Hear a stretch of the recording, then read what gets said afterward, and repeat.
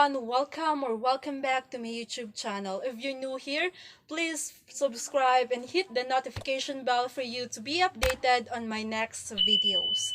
So once again, it's me, your talkative virtual friend, Miss Leia, and I have a new chica for you. For today's video, we will be doing the category challenge about the Chinese literature. So in this video, we will be having this one and this one. We need a pen with different color and also a paper because each color corresponds to a certain category. What I'm going to do is I will going to pick one color to know what category I am going to share with you. So for the blue one, we have the philosophy and religion. For the red, we have the convention on Chinese theater. And for the pink one, we have the historical background of Chinese. And then we also have genres in Chinese poetry for our green. And lastly, for orange, we have the different Chinese writer. So the question remains, are you ready? Because I am absolutely ready to do the category challenge featuring the Chinese literature. So I will now going to pick color here. So the first color is the orange one, which is about the Chinese writer. So for the first category, Chinese writer, we have Chu Wangchu, the most important early interpreter of the philosophy of Taoism. The second one, we have Lei Chu. Lei Chu is a Taoist teacher who had many philosophical differences with his forebears Lao Chu and Chu Wanchu. The next writer, we have Liu An. Liu An is not only a Taoist scholar, but the grandson of the founder of the Han Dynasty. Next, we have Xu Ma Shen. So this writer is the greatest of the Chinese or the China's grand historian who dedicated himself to completing the first history of China, the record of the historian. Another writer, we have Tu Fu. He is a Confucian moralist, realist, and humanitarian. His poetry help chronicle of history of the age, the deterioration. So that's our first category, the Chinese writer. Now let's see what is the second category.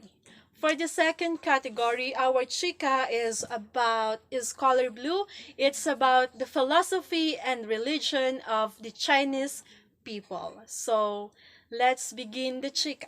So for the blue category, we have the philosophy and religion. The chica is the religion of the Chinese people. First is the Confucianism. It provides Chinese with both moral and order and moral order and an order for the universe. Confucius was the Chinese most popular teacher. The next religion that Chinese have is the Taoism. It is expounded by Lao Tzu during the Chu dynasty. Taoist belief and influences are an important part of the classical Chinese literature. The third religion of the Chinese people is the Buddhism. It is imported from India during the Han Dynasty. Buddhist thought stresses the importance of ridding oneself of earthly desire of seeking ultimate peace and enlightenment through detachment. So that's our blue category, which is the philosophy and religion of Chinese people. So my virtual friend, we are down to our last three category for the Chinese literature, and let's see what's the next category. So for the third category, we have the green one, which is about the genres in Chinese poetry. So the green color will going to give you a chika about the genres in Chinese poetry. The first genre is the Shi. It is often involved the use of far parallelism or couplets that are similar in structure or meaning. The second genre is the Sao, inspired by Li Zhao, enabled the poet to display their creativity in describing China's flora and fauna, both real and imaginary. The fourth genre is the Fu, poem partially expository and partly descriptive, involving a single though or sentiment usually expressed in a reflective manner. And the fourth one, we have the Lu Shi. It is called the regulation poetry. It's an octave consisting of 5 or 7 syllable verses with a definite rhyming scheme, with all the even lines rhyming together and the presence of the kesura and in every line. So that's the green one, the genres in the Chinese poetry. So two more colors left, and let's see what's the next chika. So for the next category, we have the red one, which is about the convention on Chinese theater. So for the red color and the category on convention and Chinese theater, my chika is this.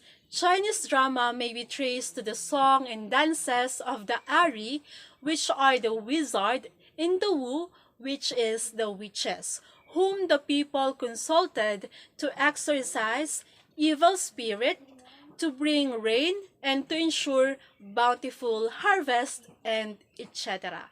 So in Chinese theater, there are four major roles. The first one is the Sheng. The Sheng is the prerogative of the leading actor. This is usually a male character, a scholar, a statesman, a warrior patriot, and the like. So that's Sheng. The second role is the Tao.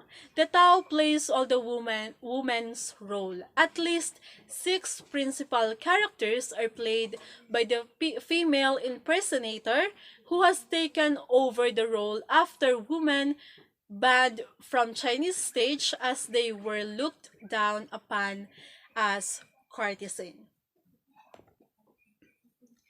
The last two roles for Chinese theater, we have the Qins. These roles usually assigned as the roles of brave warriors, crafty and evil minister, upright judges, royal statesmen, at time or sometimes godlike and supernatural beings. For the last role and for the last chika that the red color can bring you is the Chow.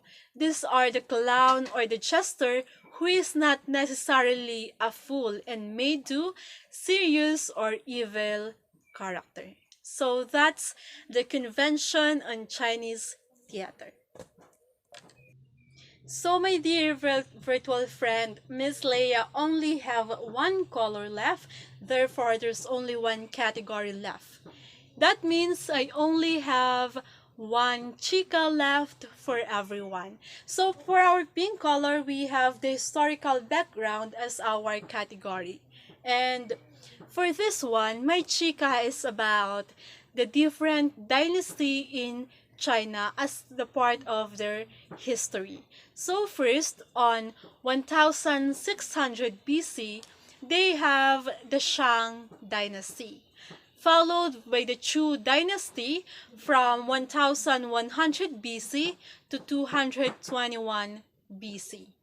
The third dynasty is the Qin dynasty. It happens from 221 BC to 207 BC.